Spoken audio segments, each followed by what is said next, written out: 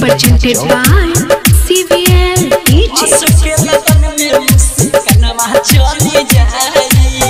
आवताटे छेका उनकर होई अब सगाई, आवताटे छेका उनकर होई अब सगाई।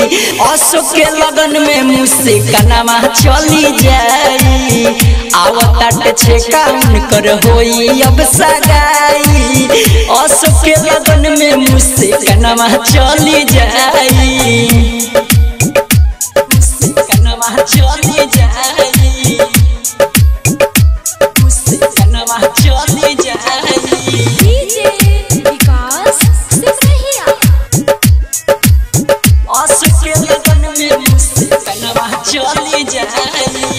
तोहरे किरिए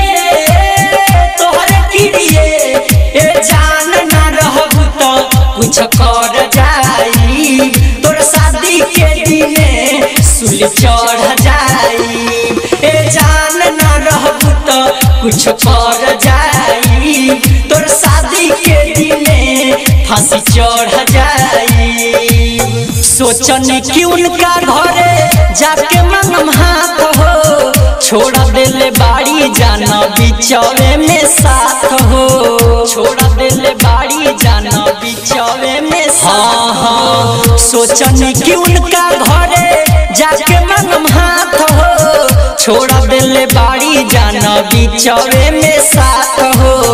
टूटताटे दिल अब छूटता रोआई, टूटताटे दिल अब छूटता रोआई।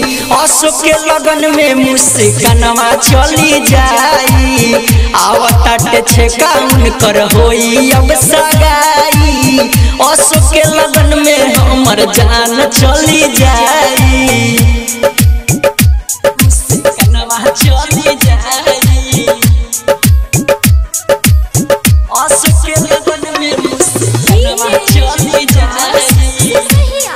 presented by CVL RVL recording studio Simraiya चौक।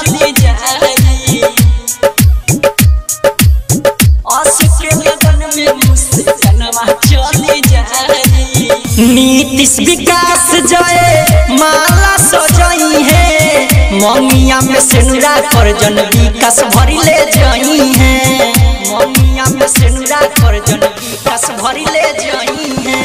राकेश जितेश जय माला सजाई है, रणजीत गोलू प्रदीप देखते रह जाई है।